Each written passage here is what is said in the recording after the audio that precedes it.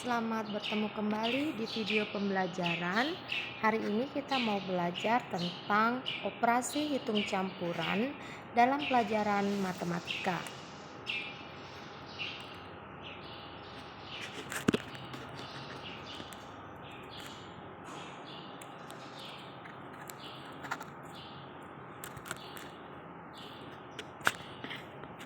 Anak-anak, apa itu operasi hitung campuran?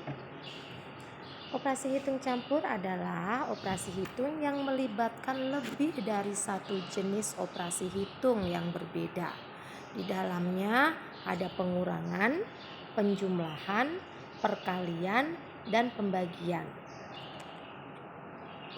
Aturan dalam mengerjakan operasi hitung campur.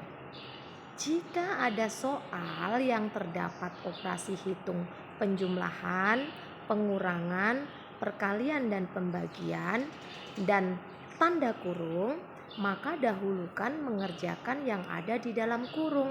Contoh, 5 ditambah dalam kurung 8 dikali 2 dikurang 10. Coba anak-anak perhatikan, angka 5 itu tidak dikerjakan terlebih dahulu, maka angka 5 diturunkan. Terus kerjakan terlebih dahulu 8 dikali 2. 8 dikali 2 sama dengan 16. Maka hasil pengerjaannya adalah 5 ditambah 16 dikurang 10 sama dengan 11. Kemudian contoh soal yang berikutnya.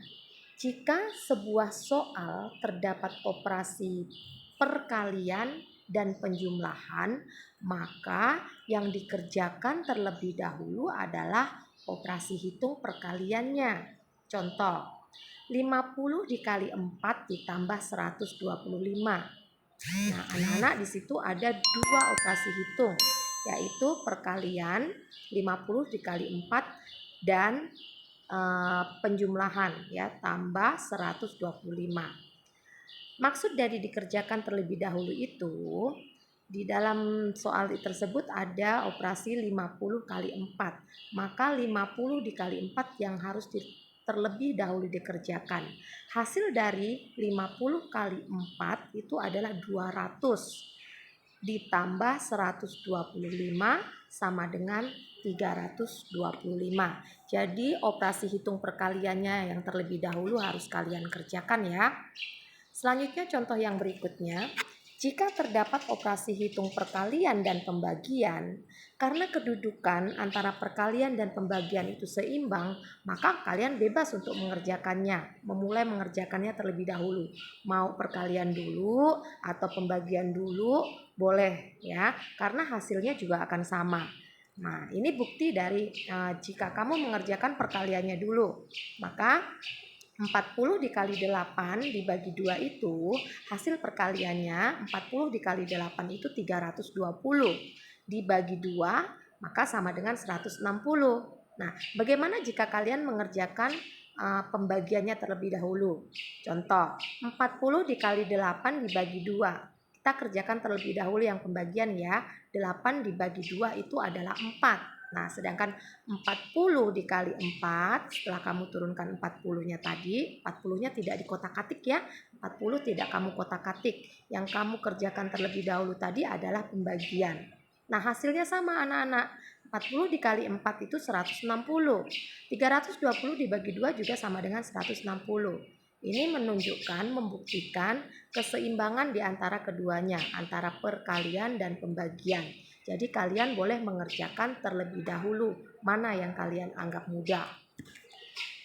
Oke, berikut. Demikian juga jika soal tersebut mengandung operasi penjumlahan dan pengurangan. Nah, mereka mempunyai kedudukan yang seimbang juga anak-anak. Antara penjumlahan dan pengurangan itu mempunyai kedudukan yang seimbang. Jadi kalian juga boleh mengerjakannya mana yang kalian anggap mudah terlebih dahulu. Nah, contoh soal misalnya 80 ditambah 5 dikurang 2 ya. Jika penjumlahan dulu yang kalian kerjakan, maka 80 ditambah 5 itu hasilnya 85.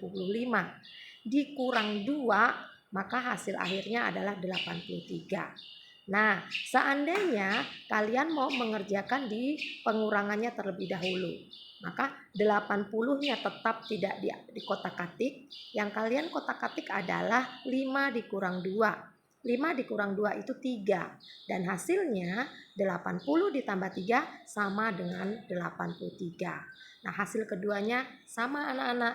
Nah, hal ini membuktikan bahwa antara penjumlahan dan pengurangan itu mempunyai kedudukan yang seimbang. Jadi bagian yang mana dulu yang kamu kerjakan itu akan menghasilkan hasil yang sama.